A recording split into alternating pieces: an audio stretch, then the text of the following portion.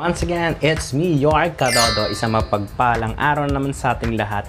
And for today's video, ayan, matagal na nawala ng vlog and adventures and everything na activities ng inyong lingkod. Kung kaya't naisipan kong maglibang naman at muling bumalik sa pagbablog and of course sa pagre-review and pag-unbox ng mga personal kong gamit and of course yung mga bagay na pwedeng maaaring makatulong hindi lang sa akin at sa inyo din of course. Let's try, ayan. And for today's video nga, and ayan, for today's vlog is iba-vlog ko ngayon yung aking, ayan, ang aking bagong earbuds. Oo, na from Samsung, it's the Earbuds Pro Galaxy, ayan. And of course, bago ang lahat, syempre, pasok! Intro.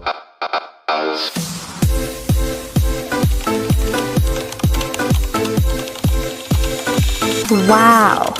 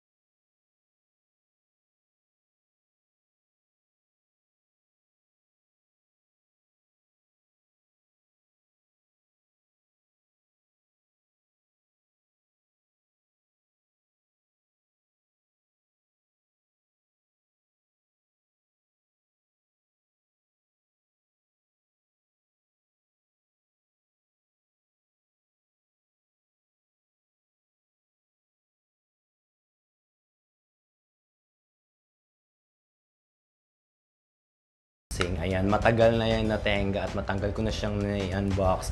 And ngayon ko lang naisipan na gawa ng review and first impression kung ano yung mga experiences ko on a daily basis or kung paano ko nagagamit on my daily activities, most especially when I'm listening on music and of course answering a call and watching everything on my social media platform using this on my mobile device. And of course, na-test ko na rin siya on laptop, PC, and of course, in other device and iPads. And I think, ayan, hindi siya magpapahuli sa dati kong gamit na yung unang-una kong Galaxy na yan. Ayan. Well, actually, I'm a earphone and earbuds person, or masasabi kong mas gusto ko na naririnig mismo sa sarili ko or sa aking mga tenga yung direct yung sounds. And of course, ayun, kaya humahanap ako ng quality na magpifit sa personality na inahanap ko, most especially on my everyday use because I'm a music type of person and yun. And I'm into bass and of course I'm into a noise cancellation thing, kaya ayan, bigyan natin ng impression yung mga experience ko here on Galaxy Earbuds Pro na kung saan is search nyo na lang on market and Google it on store because roughly around 9,000 plus ko nabili to in a store yan nung bagong labas siya, I think way back 2 months ago. So sorry guys kung ngayon ko lang siya na bigyan ng justice or nabigyan ng review on my daily use. And of course, ayan, nakita nyo naman yung unbox ko kanina and glad na sa ganitong sistema natin or sa ganitong pandemya is I'm blessed na nakakagamit pa rin ako ng ganun. And of course, may kanya-kanya tayong preparation. Ang dami-daming lumalabas sa market na magagandang mga earbuds and quality naman talaga na which is affordable. And ang dami-dami sa market na competitive na rin regarding. Nakasanayan ko lang talaga or mas prepared kong gumamit ni Samsung. And aside from that, I'm an Samsung fan and of course iOS also. And ayun, when it comes naman sa kanyang application yan, nada-download ang Galaxy Wear on the Google Apps and of course the iOS para maging compatible siya on your devices. Compatible siya on iOS and of course on Google Apps. Ayan. Well, it comes on bass and quality.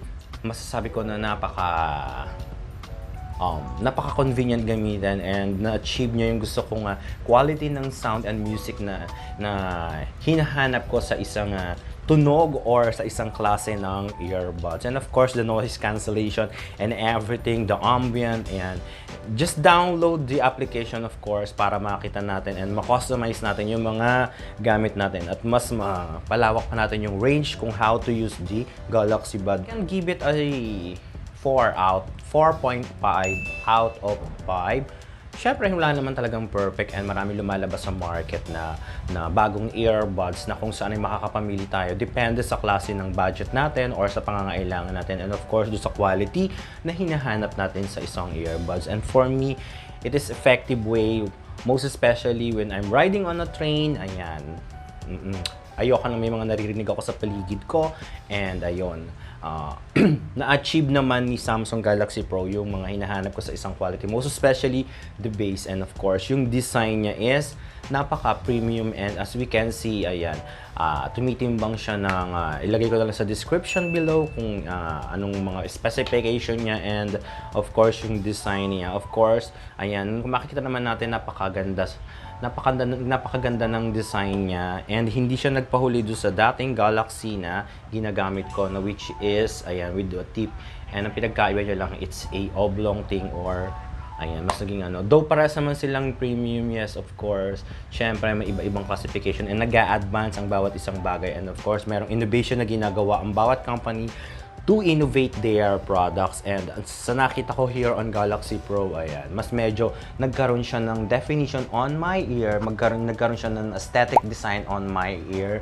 And ayan, hindi kagaya nitong isa na, ayan, syempre, And syempre, may pagbabago ang paggamit ng isang bagay. As you can see, this one is a rectangular type na fit din naman sa tenga ko. And of course, the quality is also okay. And ayan, as we can see, this design here is napaka-ng calls. And yung pick up niya ng voice is napakaganda. Hindi ko pa lang siya na-try to use as a mic because I'm using always a lapel.